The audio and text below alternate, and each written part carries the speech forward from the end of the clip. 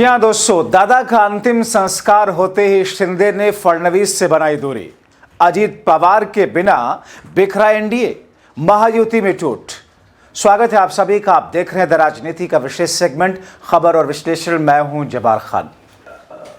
तो क्या अजीत दादा पवार के अंतिम संस्कार के 24 घंटों के बाद ही महाराष्ट्र की राजनीति और महायुति में ऐसा बिखराव शुरू हो गया जिसको संभाल पाना अब दिल्ली के कंट्रोल के बाहर हो चुका है? आखिर एकनाथ शिंदे ने देवेंद्र फडणवीस से दूरी क्यों बनाई है? क्या अजीत दादा पवार जब तक थे वो शिंदे और फडणवीस के बीच में बैलेंस करने वाले एक मोहरे के तौर पर थे? क्या वाकई अब महाराष्ट्र में महायुति पूरी तरीके से टूट फूट की तरफ बढ़ रही है? विस्तार से आपको सब कुछ बताते हैं। दोस्तों, आप लगातार बीते 24 घंटों ये सुन रहे होंगे कि अजीत दादा पवार के एनसीपी और शरद पवार की एनसीपी दोनों का विलय होने जा रहा है। आपने ये भी सुना होगा कि भारतीय जनता पार्टी का ऑपरेशन लोटस अजीत पवार की एनसीपी पर आंखें गड़ाए बैठा है और ऑपरेशन लोटस एक्टिव है। आपने ये भी सुना होगा कि भारतीय जनता पार्टी की जब ऑपरेशन लोटस की वो कोशिश नाकाम हुई, तभी दिल्ली ने अमित शाह और मोदी ने फौरन ही अजीत दादा पवार की पत्नी, जिनको डिप्टी सीएम बनाने का ऑफर दे दिया और अब पार्टी को संभालने के लिए प्रफुल्ल पटेल को आगे करने की कोशिश करती हुई दिखाई दे रही है। हालांकि दोस्तों, महाराष्ट्र की राजनीति में जिस तौर पर जो स्थिति इस वक्त उत्पन्न है, उसमें भारतीय जनता पार्टी के खेमे में एक अजीब तरह का डर पैदा कर दिया है। दोस्तों, उस दुखद विमान हादसे में न सिर्फ उप मुख्यमंत्री अजीत पवार की जान गई, बल्कि महाराष्ट्र की राजनीति में ऐसी स्थिति उत्पन्न की जिसमें सबसे ज्यादा नींद हराम भारतीय जनता पार्टी की होती हुई दिखाई दे रही है, क्योंकि राज्य की सत्ता के समीकरण को पूरी तरह इस हादसे ने तहस नहस कर दिया। मुख्यमंत्री देवेंद्र फडणवीस ने या दूसरे ऐसे तमाम लोगों ने, आम जनता ने, हर किसी ने अपने अपने दुखी मन से इस दुखद घटना पर अपने अपने भाव को प्रकट किए, श्रद्धांजलि दी। मगर दोस्तों, सबसे बड़ा सवाल यह कि अजीत दादा पवार के जाते ही, उनके अंतिम संस्कार आते ही एकनाथ शिंदे ने ऐसा क्या कर दिया? और ऐसे में सवाल उठा कि क्या अजीत पवार के जाने के बाद में अब महायुति की बीजेपी की सरकार सुरक्षित है? आखिर क्यों शिंदे फडणवीस से दूरी बना रहे हैं? क्योंकि दोस्तों, कहा यह जाता है कि अजीत दादा पवार शिंदे और फडणवीस के बीच में एक ब्रिज की तरह थे। आपको कई सारे एग्जाम्पल्स आपके जहन में इस वक्त आ रहे होंगे कि आखिर में ये क्यों कह रहा हूं। अब दोस्तों, दरअसल अजीत दादा पवार उस गोंद की तरह थे जिसने बीजेपी शिवसेना, यानी कि शिंदे के शिवसेना और एनसीपी को जोड़ के रखा था। उनके अचानक चले जाने से महाराष्ट्र की राजनीति एक ऐसे मोड़ पर खड़ी है जहां सत्ता की चाबी किसके पास रहेगी, ये कह पाना बीजेपी के लिए ही मुश्किल हो चुका है।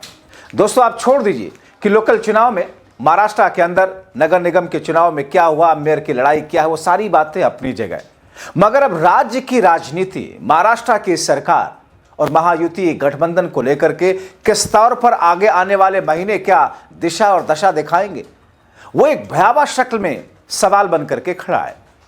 दोस्तों, अजीत पवार महायुति के भीतर देवेंद्र फडणवीस के लिए एक सुरक्षा कवच की तरह थे।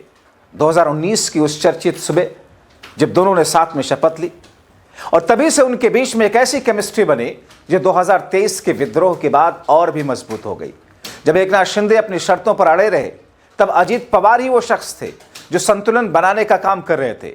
यानी कि जब 2019 के विधानसभा चुनाव के बाद में जब अजीत पवार ने देवेंद्र फडणवीस के साथ में शपथ ले लिया उप मुख्यमंत्री का और उसके बाद में वो सरकार बहुमत सिद्ध नहीं कर सकी, उद्धव ठाकरे, कांग्रेस, एनसीपी ने मिलकर के सरकार बनाई, तो उससे पहले ही अजीत पवार वापस आए और उन्हीं अजीत पवार को शरद पवार ने उप मुख्यमंत्री बनाया।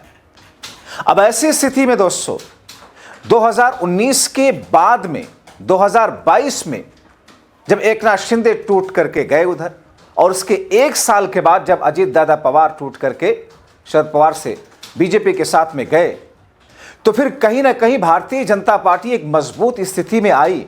सरकार तो उनकी चल रही थी, मगर अजीत पवार को ले जाने के पीछे की जो मंशा थी और जो तरकीब थी, वो देवेंद्र फडणवीस की थी। वरना एकनाथ शिंदे अपनी शर्तों पर बीजेपी को हमेशा झुकाते रहे, झुकाते भी आते।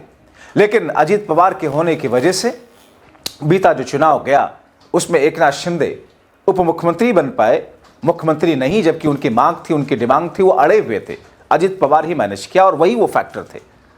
फडणवीस जानते थे कि अगर शिंदे को कंट्रोल करना है तो अजीत पवार का साथ होना जरूरी है। दादा की सबसे बड़ी ताकत उनका व्यवहारिक होना।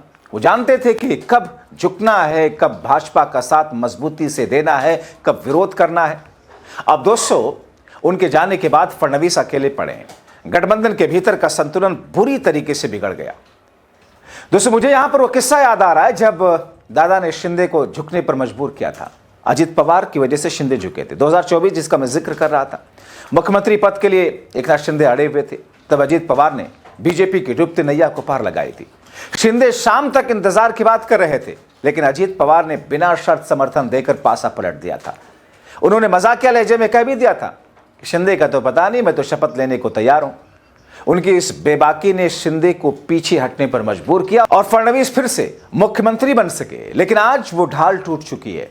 अजीत पवार के बिना महायुति में एनसीपी का कोई ऐसा चेहरा नहीं बचा जो शिंदे के बार्गेनिंग पावर को चुनौती दे सके।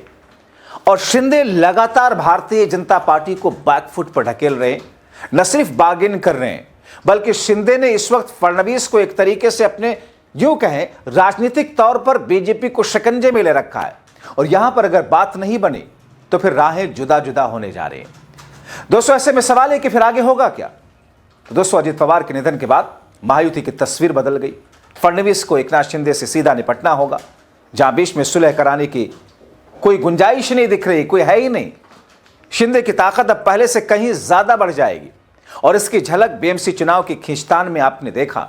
मेयर पद को लेकर रोटेशन फॉर्मूले की मांग हो या पार्षदों को रिजॉर्ट ले जाने की राजनीति, शिंदे अब झुकने के मूड में कतई नहीं है। यानी कि शिंदे ने प्लान तैयार कर लिया है कि आर पार की स्थिति इस वक्त होगी। अजीत पवार के बिना महाराष्ट्र की सत्ता की यह त्रिमूर्ति अब दो ध्रुवों में बंट गई है। आने वाले दिन फडणवीस के लिए अग्नि परीक्षा जैसे होंगे, जहां उन्हें न केवल सरकार चलानी है बल्कि अपने सहयोगियों को भी बिखरने से बचाना, जो कि लग नहीं रहा। दोस्तों, आप जानते हैं कि बीएमसी चुनाव में बीजेपी सबसे बड़ी पार्टी बनकर उभरी, 89 सीटें जीती। शिंदे गुट्स 29 सीटें जीत सके। गठबंधन को बहुमत दिलाने के लिए निर्णायक भूमिका निभाते हैं। दोनों को मिलाकर के 118 होते हैं, 114 चाहिए, यानी कि बहुमत से 4 ज्यादा। अब ऐसे में खुद को बीएमसी में किंग मेकर के रूप में शिंदे पेश कर चुके हैं और मेयर बीजेपी बनाने के लिए तड़फड़ा रही है बिंजल मछली की तरह, मगर शिंदे के हाथ में वो डोर है। दोस्तों, विपक्षी दल इस स्थिति पर पूरी तरीके से निगाह बनाए हुए हैं, जबकि बीएमसी महापौर का चुनाव फरवरी के पहले हफ्ते में होने की संभावना है। राजनीतिक विश्लेषकों का मानना है कि सत्ता के बंटवारे पर बातचीत से यह विवाद सुलझ सकता है, लेकिन ऐसा लग नहीं रहा, क्योंकि गठबंधन में जो दरार है वो दरार बढ़ती जा रही है और शिंदे इस बीच में फडणवीस से हर दिन दूरी बनाते जा रहे हैं। अभी आपने देखा, हमने आपको बताया था बीते कुछ शो में कि कैसे फडणवीस की कैबिनेट की बैठक से शिंदे ने दूरी बनाई थी, उनके नेताओं ने भी दूरी बनाई थी। एक और खड़ी, जब अभी 2 दिन पहले बीजेपी के मंत्री गणेश नाइक ने जिस तरीके से शिंदे की पार्टी का नामो निशान मिटाने की बात कही थी, उससे और बवाल मच गया था। दरअसल गणेश नाइक ने कहा कि अगर पार्टी इजाजत दे तो उनका नामो निशान मिटा देंगे। उनके इस बयान ने महाराष्ट्र की राजनीति में एक विवाद खड़ा कर दिया था। तो दोस्तों, एक ऐसी स्थिति जहां पर अजीत पवार के ना होने के कारण शिंदे अब मजबूत स्थिति में खुद को पा रहे हैं। वो कहीं ना कहीं भारतीय जनता पार्टी को बैकफुट पर ही नहीं ढकेल रहे हैं, बल्कि शिंदे ने भी अपना प्लान बी तैयार करने की जो स्क्रिप्ट थी उसके क्लाइमेक्स लिखने की तैयारी में है। जाहिर तौर पर बीजेपी के पास 2 ही रास्ते, शिंदे के सामने झुके या फिर पार्टी को या फिर अपने गठबंधन को टूटता हुआ देखे।